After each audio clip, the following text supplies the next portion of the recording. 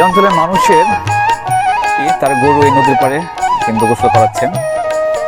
কিছুক্ষণ পূর্বে যে চাচাকে আমরা দেখলাম জাল উত্তোলন করতেছিলেন, তিনি সে জালটা উত্তোলন দেখেন দুটি নৌকা কিন্তু এখন একত্রিত হয়ে গিয়েছে। জালের মানে সব মাছ কিন্তু এখন একত্রিত করে এই হাঁস দেখতে এসে কিন্তু এখানে ডিম পেয়ে গেছি। এই যে হাঁস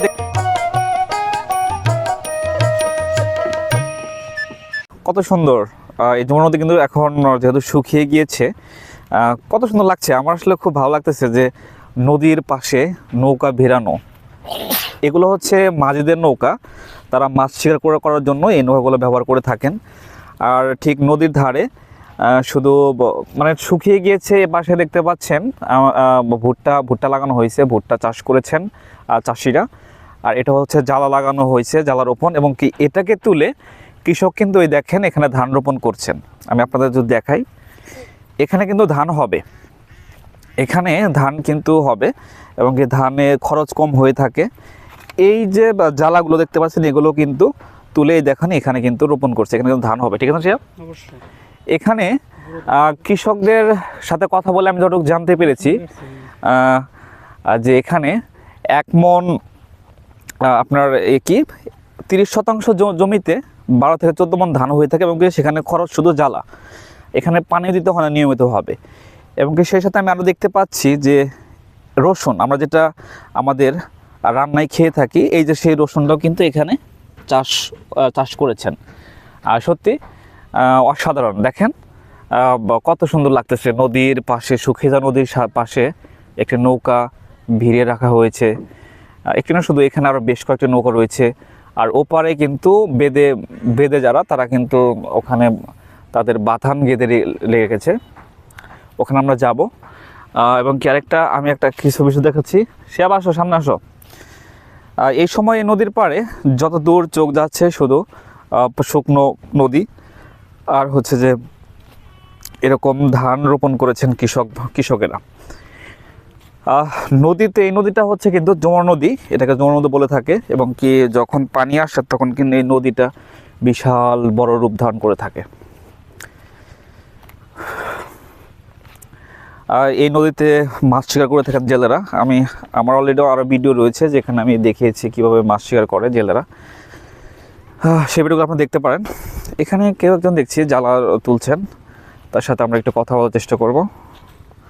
আবার একজন ঘোড়ার তিনি মনে হয় ঘোড়া গাড়ি চালিয়ে থাকেন, তার ঘোড়াকে তিনি খাওয়াচ্ছেন। আসসালামু আলাইকুম, কেমন আছেন? এগুলো কি কোন পাশে লাগাবেন? এ দোপাতেই। এখানে আমরা আমার কৃষক কাকাকে দেখতে পাচ্ছি, তিনি এই যে জ্বালাগুলো সে তুলে কিন্তু এই যে এখানেই লাগাবেন। এখানে আপনার কত শতাংশ জমি রয়েছে? 25%। আপনার এখানে ধান কেমন হয়? ধরেন যে 30% জমিতে কেমন ধান হয়? এই পুরো ধান এটা পানি হচ্ছে 8-10 মণ করে হয়। এমনি খরচ কেমন হয়? সার, তারপরে সেচ সব মিলিয়ে কেমন খরচ হয়? এনে এটা তেমন একটা খরচ হয় না, এনে পাহিতে 1 বস্তা সার দিলে হয়ে যায়। 1 বস্তা সারের দাম কত? 1 বস্তা সারের দাম 1400 টাকা বর্তমানে। আরেকটা বিষয় যে আমাদের এই পাশের জমিগুলা ধান লাগানোর পরে নিড়ানি দিতে হয়, অনেক কীটনাশক অনেক কিছু দেয়। এখানে কিরকম করতে হয়? এটা কীটনাশক দিয়ে খালি ভুট্টা দিব তো সবটা ব্যবহার করে। এমনি শুধু, তার মানে এই নদীর ধান যে রোপণ করছেন আপনারা, এখানে শুধু 1 বস্তা সার দিলে হয়ে যায় পাহিতে? হ্যাঁ, এটা পাহিতে 1 বস্তা হইলি হয়। নিড়ানি লাগে না? না, এটা নিড়ানি হলো কিছু না। তাহলে এখানে মানে এই নদীর পাশে চাষ করা অনেক খরচ কম হয়ে থাকে, তাই তো? এটা খুবই কম। জ্বালা এরকম আপনারই ক্ষেত না? এই যে এখানে যে ক্ষেতগুলো পতিত থাকবে, এখন এখানে কোনো কিছু করবে না কেউ?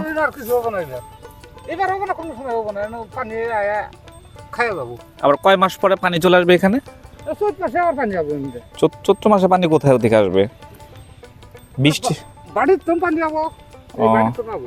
ও আচ্ছা, ঠিক আছে, ধন্যবাদ আপনাকে। এখানে দেখতে পাচ্ছি একজন ঘোড়ার মালিক। ঘোড়া লালন পালন কিন্তু মানে যেখানে ঘোড়া রয়েছে সেখানে মঙ্গল আছে, এরকম একটা হাদিস আছে। বিস্তারিত আমি সম্পূর্ণ জানি না। আর যদি আপনার একটা ঘোড়া থাকে, আপনি ঘোড়া দিয়ে অনেক কিছু করতে পারবেন। একটা সময় কিন্তু আগে অনেক ইতিহাস রয়েছে, মোগল আমল থেকে শুরু করে তারপরে ঈসা খাঁর আমল, যতগুলো ওই সময় যখন উন্নত গাড়ি বা ছিল না, তখন কিন্তু যুদ্ধের জন্য এই ঘোড়াকে ব্যবহার করা হয়ে থাকতো। তারপরে যখন কোনো গাড়ি ঘোড়া ছিল না, তখন কিন্তু রাজার বাহন ছিল একমাত্র এই ঘোড়া। এখন কালের বিবর্তনে এটা হারিয়ে গেলেও অনেকে তার জীবিকার তাগিদে কিন্তু ঘোড়া লালন করে থাকেন। এখন ঘোড়া ব্যবহার করা হয়ে থাকে প্রত্যন্ত অঞ্চলগুলোতে, যেগুলোতে কোনো গাড়ি ঘোড়া চালানো সম্ভব নয়, সেখানে মালামাল টানার জন্য। এবং কি শহরেও দেখা যায় যেগুলো ঘোড়ার গাড়ি দিয়ে অনেক পর্যটন হিসেবে এটাকে ব্যবহার করা হয়, অনেক শখ করে অনেকেই কিন্তু ঘোড়ার গাড়িতে বিয়ে শাদী করে থাকেন অথবা শহর ঘুরে থাকেন। তবে গ্রামের ক্ষেত্রে কিন্তু এরকমটা নয়। একজন ঘোড়ার মালিক, তার সাথে কথা বলবো এখন আমরা। আসসালামু আলাইকুম কাকা, ভালো আছেন? এটি ঘোড়া কি আপনার? আমার ভাইয়ের। আপনার ভাইয়ের? ও আচ্ছা আচ্ছা। হে তো ঢাকা গেছে থিয়া। আপনার আসলে মূলত একটা সময় তো ঘোড়া ব্যবহার করা হতো, আগে ওই রাজারা ব্যবহার করতো, বিভিন্ন যুদ্ধ ক্ষেত্রে ব্যবহার করা হতো। এখন তো আসলে ঘোড়া ওরকম ব্যবহার করা হয় না, কারণ উন্নত যানবাহন চলে আসছে। আপনারা মানে কি কারণে ব্যবহার করেন? এটা মনে করেন যে ওই যে ক্ষেত কামের বোঝা টোজা বা নাগে সার টান না নাগে। তার মানে আপনার বাড়িতে মনে হয় এপারে না? হ্যাঁ হ্যাঁ হ্যাঁ, বাড়ি এই পারে। আপনারা জেনে থাকবেন, আমি ইতিমধ্যে কিন্তু ওপারে গিয়ে ভিডিও একটা তৈরি করেছি, সেখানে আমি দেখিয়েছি যে প্রত্যন্ত অঞ্চল, সেখানে মানুষের একমাত্র সম্বল হচ্ছে ঘোড়ার গাড়ি। আপনার তাহলে ঘোড়ার গাড়ি আছে? হ্যাঁ হ্যাঁ, গাড়ি আছে। আপনার ঘোড়া কয়টা এরকম? আমাদের আমার ভাইয়ের একটাই। হ্যাঁ, একটাই না? ঘোড়া কোথায় থাকে? এখানে রেখে যান? হ্যাঁ, এনতেই থাকবো। সারা রাত এখানে থাকে? হ্যাঁ, ওই যে সকালে হেরে হরাই দিছি, এই জন্য আসিল। সকালে এসে পরে আবার নিয়ে যান কাজের উদ্দেশ্যে? হ্যাঁ। কেমন প্রতিদিন আপনার এই ঘোড়ার পেছনে কত টাকা খরচ হয়ে থাকে, আর কেমন আপনার মাস শেষে কেমন টাকা আসে, উপার্জন কেমন হয়? যে উপার্জন মানে দিনের বেলা যদি কাজ ঠিক মতো খ্যাপ ট্যাপ হয়, তাহলে 3,000 4,000 এরকম করে ইনকাম হয় যদি কাজ থাকে। হ্যাঁ। পাশাপাশি আপনার নিজের কাজও তো হয়? হ্যাঁ, আর নিজে করে আবাদ করি, হিন্নাও টানি। কি কি কাজ মানে করতে পারেন এই ঘোড়া দিয়ে, মানে কি টানেন আপনারা? পাট, ধান, খের, সার। এই সময়টা কি ইট। করতেন? এই সময়টা এই সময় ওই যে ইটের গাড়ি, তাহলে যে গাছের খ্যাপ এর নাই। আপনারা যে জায়গাতে এই ঘোড়া গাড়ি ব্যবহার করেন, চালান, সেখানে কি কোনো নাই উন্নত রাস্তা অথবা কোনো? না না, অন্য কিছুই নাই, প্রত্যন্ত অঞ্চল। হ্যাঁ। দর্শক, আমি শেবদত্ত, আমি কিন্তু আপনাদেরকে পূর্বেই বলেছি যে এই ঘোড়া গাড়িগুলো এক সময় যদিও যুদ্ধ এবং কি রাজার বাহন হিসেবে থাকলেও এখন কিন্তু ঘোড়ার গাড়ি ব্যবহার করা হয়ে থাকে প্রত্যন্ত অঞ্চলে। যে অঞ্চলে চলাচলের মতো উপযুক্ত রাস্তা নেই, সেই অঞ্চলগুলোতে কিন্তু এই ঘোড়ার গাড়ি ব্যবহারের মাধ্যমে ওই অঞ্চলের মানুষ তাদের নিত্য প্রয়োজনীয় জিনিসপত্র টানাটানির অথবা যাতায়াতের কাজে ব্যবহার করে থাকেন। আপনারা যে অঞ্চলে থাকেন ওই অঞ্চলের রাস্তাঘাট তো নাই? না না, রাস্তাঘাট ঘোড়া গাড়ি থেকে এরকম কি হয়েছে যে কোনো রোগী, মহর্ষ রোগী তার করছেন, এরকম হয়েছে? না না, উগি টুকি করা হয় না। আচ্ছা, আপনাদের ওই চরের যে রোগী যদি কেউ মানে গুরুতর অসুস্থ হয়ে যায়, তখন আপনারা কিভাবে করেন? ওই যে মোটর সাইকেল দিয়ে নিয়ে হয় না, গাই না হেরে দিক গাড়ি নিয়ে নাগে যাই গুদারা পারে।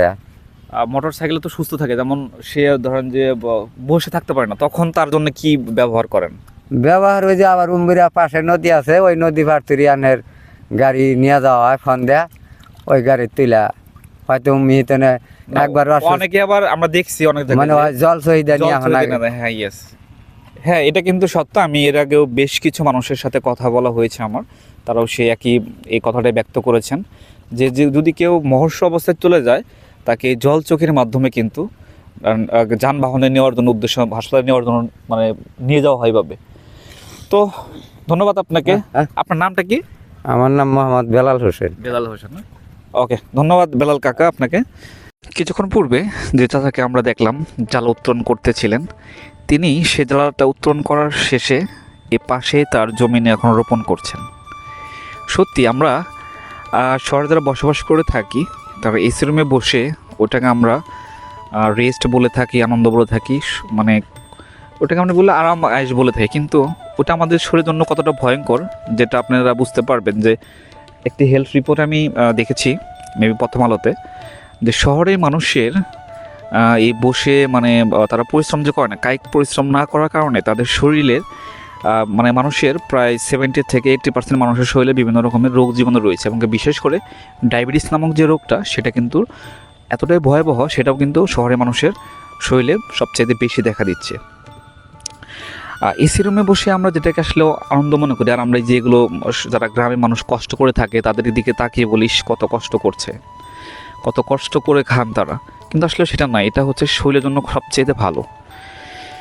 এই মানুষটা যে কাজ করছেন তার শরীরের জন্য কিন্তু অত্যন্ত ভালো। আপনার তার শরীর দিকে তাকাবেন, তার শরীরটা অনেকটা ফিট, যেটা আমরা জিমে গিয়ে এরকম শরীর তৈরি করতে চাই, বডি তৈরি করতে চাই। তো অবশ্যই আমি এটুকু বলতে চাই যে গ্রামের মানুষ খুব ভালো জিনিস খেয়ে থাকেন, কারণ তারা পরিশ্রম করেন, কারণ ওই ভালো জিনিসটা তারা নিজ হাতে রোপণ করে চাষ করে থাকেন। পল্লীতে যাওয়ার জন্য আমাদেরকে নৌকাতে দিতে হবে। একটা ইন্টারেস্টিং বিষয় আপনাদেরকে আমি বলতে চাই, সেটি হচ্ছে যে এখানে কিন্তু মাঝি নেই, ওপারে কিন্তু লোক দাঁড়িয়ে রয়েছেন।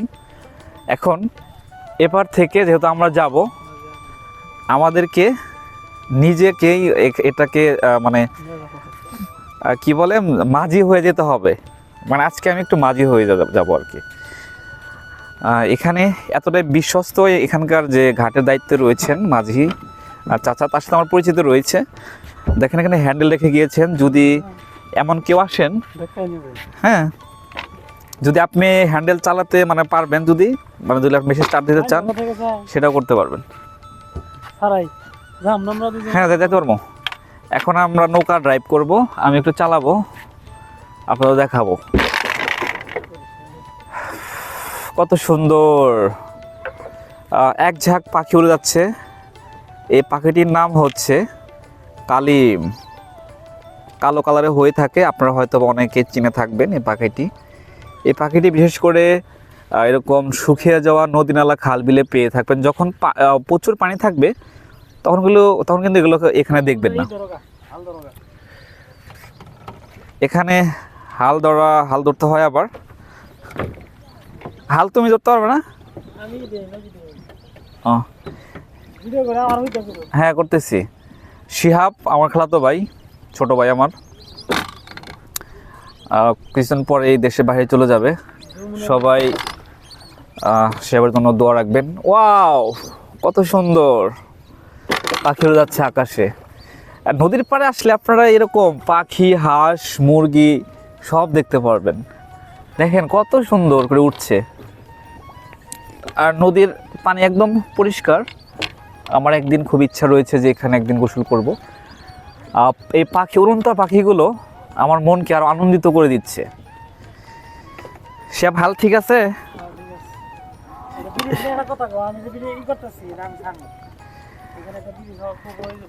এই অঞ্চলের দুপাশের মানুষের মিলন বন্ধনের জন্য এবং বিশেষ করে ওপারে মানুষের সুবিধার্থে দৈনন্দিন কাজের জন্য এপারে আসতে হয়। আর এপারে আসার জন্য তাদের একমাত্র সম্বল হচ্ছে এই খেওয়া পারাপার। তবে আধুনিক যুগে এই খেওয়া পারাপারে কিন্তু সব ধরনের যানবাহন বা সব কিছুই নিয়ে যাওয়া যায় না ওপারে। আর যাওয়া গেলেও অনেক বিপদ আপদ হয়ে থাকলে তখন কিন্তু দ্রুত যাওয়া সম্ভব নয়। বিশেষ করে কোনো অসুস্থ হয়ে গেলে তখন এটা সম্ভব হয়ে ওঠে না। তো এখানে যদি একটা ব্রিজের ব্যবস্থা করা হতো, সরকার যদি একটা ব্রিজ তৈরি করে দিত, তাহলে কিন্তু এই দুপারে মানুষের যে চলাচল শুরু করে সব কিছুই সহজ হয়ে যেত। কারণ ওপারে উন্নত কোনো চিকিৎসা ব্যবস্থা নেই, উন্নত কোনো শিক্ষা ব্যবস্থা নেই। ওপারে মানুষগুলোকে এপারে প্রতিনিয়ত আসতে হয়, এবং কি এটা তারা অনেকটাই ভোগান্তি মনে করে থাকেন। এবং কি নির্দিষ্ট সময় একজন রোগীকে না পৌঁছানোর কারণে অনেকের মানুষের মৃত্যু ঘটেছে, এরকমটা আমি মানুষের কাছে শুনতে পেরেছি। তো এখানে যে একটা ব্রিজ হয়, এটা আকুল আবেদন থাকবে সরকারের কাছে। কোনভাবে কি করতেছি, কোন দিকে আছে?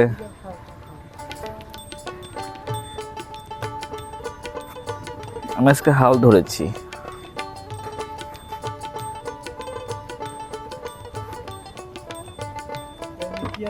তার গরু এই নদীর পাড়ে কিন্তু গোসল করাচ্ছেন। আর একটি বিষয় আপনাদেরকে এখানকার মানুষের একটু কষ্টের কথাটা উপলব্ধি করি। ধরেন এপারে একজন মুমূর্ষু রোগীর এসে দাঁড়িয়ে রয়েছে, আর ওপারে যে আমরা আসলাম এপারে বিদায় কিন্তু এরা যেতে পারলো। এখানে নিয়মিত কিন্তু মাঝিও থাকেন না। সেক্ষেত্রে আপনি একবার চিন্তা করেন, তাহলে এই মুমূর্ষু রোগীর অবস্থাটা কী হতে পারে। সেটাই এই বিবেচনা করে হলেও এখানে একটা ব্রিজ তৈরি হোক এই আশায় থাকবে আমার। আমরা এখন নামবো আর এখানকার যে পারে যাত্রীরা রয়েছেন তারা কিন্তু এই নৌকা নিয়ে ওপারে চলে যাবেন।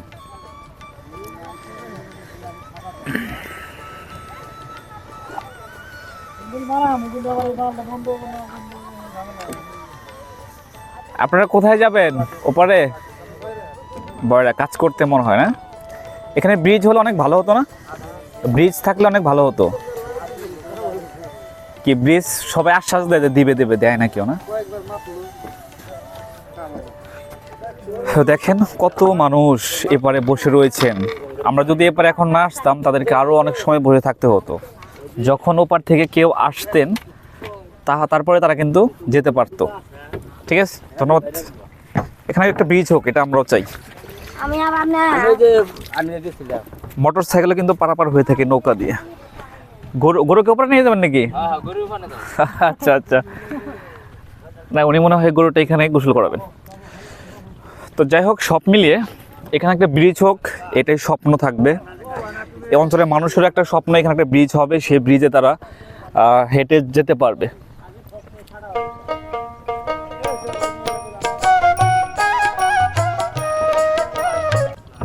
কি ঘোড়াগাড়ি ওপারে যাবে? ঘোড়াগাড়িকে ওপারে নিয়ে যাবা? দেখেন এই অঞ্চলটা এতটাই প্রত্যন্ত অঞ্চল, এই অঞ্চলে মালামাল টানার জন্য একমাত্র সম্বল হচ্ছে এই ঘোড়ার গাড়ি।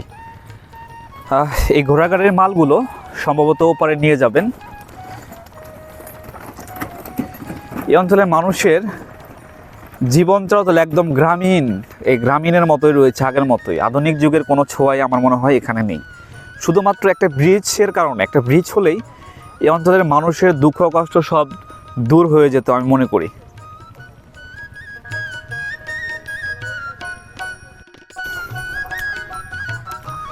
নদীর ধারে অপরূপ সৌন্দর্য। এখানে কিছু হাঁস পানিতে নেমে গোসল করছে, আপনারা দেখতে পাচ্ছেন। আর এখন আমরা ওখানে একটা বেড়জাল ফেলছে মাছ শিকারের জন্য, বেড় দিয়েছে, ওইখান থেকে আমরা মাছ নেব, এই জন্য মূলত ওখানে যাওয়া। আর সেই সাথে যাওয়ার পথে সুন্দর একটা সুন্দর দেখতে পাচ্ছি। আর এপাশেও কিছু হাঁস ডিঙায় দাঁড়িয়ে রয়েছে, তারাও ধীরে ধীরে নামছে, গোসল করবে। সত্যি আমি এই নদীর পাড়ে আমার অনেক আশা হয়েছে, যখনই আসি না কেন আমার সবসময় নতুনত্ব মনে হয়। এবং কি এই ভিডিওগুলো আপনাদের কেমন লাগে অবশ্যই জানাবেন। ওয়াও,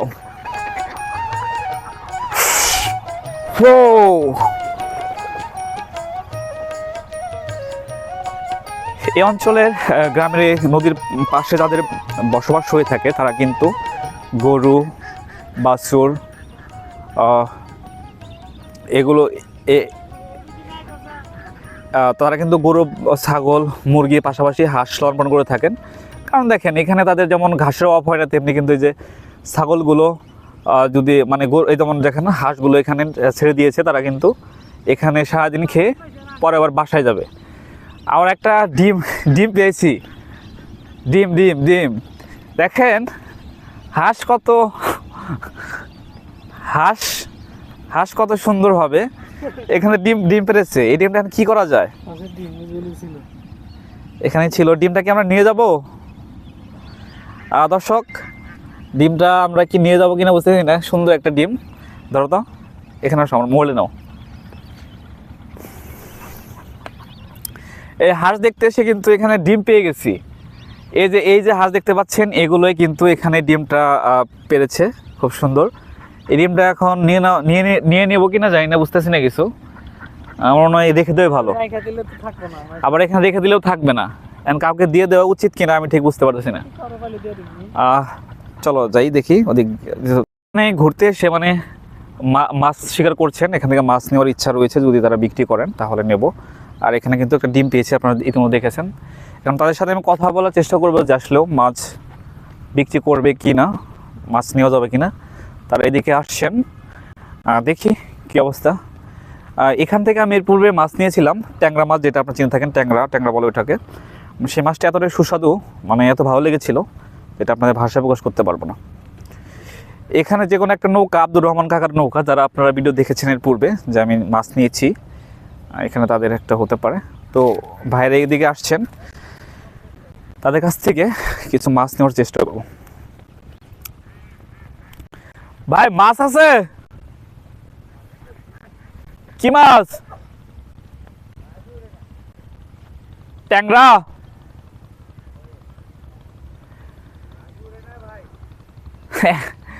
কেন? এখন তো পানি কম, তারপরে শীত নেই, এখন তো মাছ বেঁচে থাকার কথা।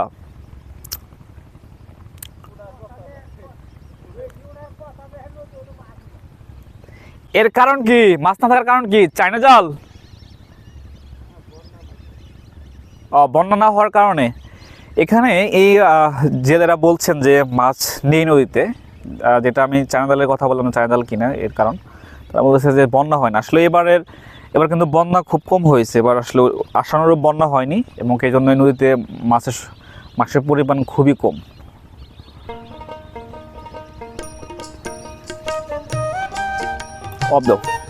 ওনারা এখনো আশানুরূপ মাছ পায়নি বিদায় তারা চলে যাচ্ছেন। আমি মাছ নিতে চেলাম, কিন্তু তারা বললো যে এখনও মাছ ওরকম হয়নি বিক্রি করার মতো, তারা আরও কিছুক্ষণ মাছ শিকার করবেন, তারপরে দেখা যাক কি হয়। আজকে তাদের কাছ থেকে মাছ নেওয়ার একটা ইচ্ছা রয়েছে। তারা মনে হয় এখানে জাল ফেলবেন, একটা নির্দিষ্ট নিয়ে সেখানে জাল ফেলবেন, তারপরে দেখা যাক কি মাছ। এদের ধরো তো একটু জুম দাও। লিম পাখিগুলো সুন্দর উড়ে বেড়াচ্ছেন এবং কি মাছ শিকার। নৌকা দূর দিকে চলে যাবে, এভাবে করে পরে আবার দুই নৌকা একত্রিত হবে। এভাবেই মূলত এই যে নদীরতে মাছ শিকার করে থাকেন এখানকার জেলেরা। এবং কি আশেপাশে যে নদীর ধারে যে নৌকাগুলো দেখতে পারবেন, সেই নৌকাগুলোতে যেগুলোতে দেখুন ইঞ্জিন লাগানো রয়েছে, মূলত সেগুলো মালামাল টানার জন্য হয়ে থাকে কিছু নৌকা, আর কিছু নৌকাও হয়ে থাকে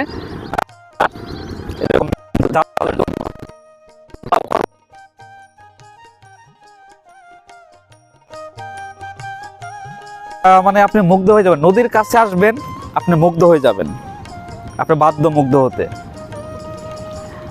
প্রতিটা সেকেন্ডেই নদীর সৌন্দর্য চেঞ্জ হয়ে যায়।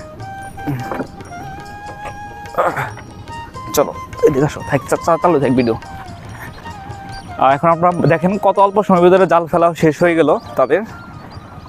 তারা এখন মাছ শিকার করবে, মাছ তুলবে, এখন এটা আমরা দেখবো। আজকে ভিডিওটা সত্যি একদম এরকম যে হবে কখনো প্রত্যাশা করিনি। আসলে প্রত্যাশা করে কোনো ভিডিও হয় না, ব্লগ হয় না। এখানে আসার পরে যা দেখবে সেটাকেই সুন্দর করে উপস্থাপন করে সুন্দর করে মানে প্রেজেন্টেশন করাটাই হচ্ছে, উপস্থাপন করাটাই হচ্ছে একটা সুন্দর ব্লগ হয়ে ওঠে। কত সুন্দর একটা এখানে তারা জাল টানছেন, আর বকগুলো মানে চাতক পাখির মতো চেয়ে রয়েছে। ভিডিও থাক, কত আছে না ভিডিও?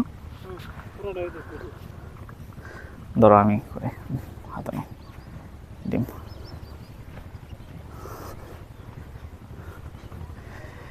এখন তারা জাল তুলছে, দেখেন নৌকা দিয়ে টানা টানতে আবার একত্রিত হয়ে যাবে।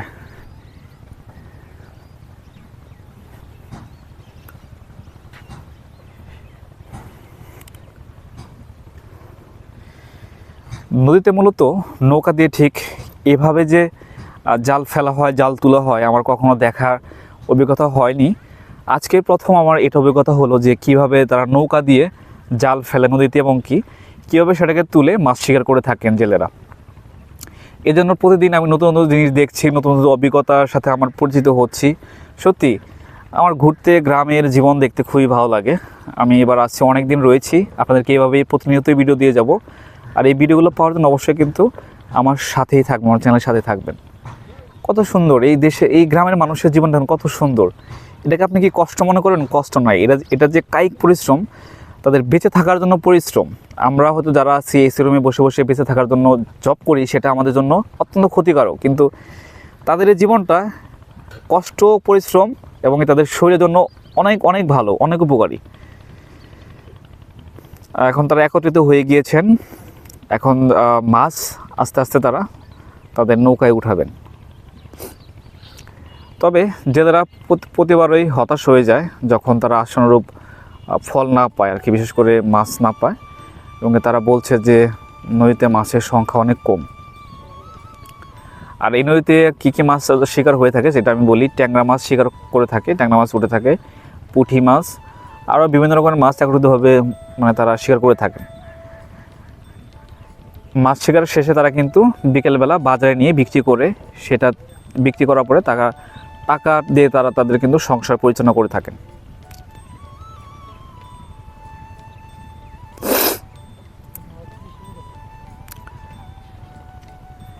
কেমন পেলেন মাছ? পেয়েছেন?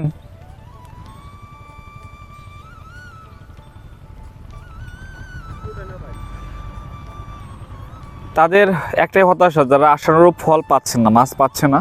এটার একমাত্র কারণ যেটা বললেন তারা, সেটি হচ্ছে এবছর আশানুরূপ বন্যা না হওয়া। বন্যা হলে মনে করি যে আমরা এই অঞ্চলের মানুষের জীবনে শুধু কষ্ট নিয়ে আসে না, বন্যা হলে মাছের সংখ্যা বেড়ে যায়, মাছ শিকার করা যায় অনেক। তো সব মিলিয়ে এখানকার জেলেরা তখন স্বাচ্ছন্দ্য বোধ করে, তাদের জীবনটা ভালো চলে তখন, কারণ তাদের জীবিকাই হচ্ছে মাছ শিকার করে, মাছ বিক্রি করে তাদের সংসার পরিচালনা করা। দেখেন দুটি নৌকা কিন্তু এখন একত্রিত হয়ে গিয়েছে, জালের মানে সব মাছ কিন্তু এখন একত্রিত করে ফেলা হয়েছে। এখন এখান থেকে তারা মাছ সংগ্রহ করবে। কিন্তু সত্যি কথা বলতে হতাশার কথা একটাই, যে মাছ নেই। আমি একটা মাছও রাখতে দেখিনি তাদের। দেখেন তাদের যে মাছ ধরার যে থলেটা, মানে যে পাতিল যেটা, সেটা একদম ফাঁকা।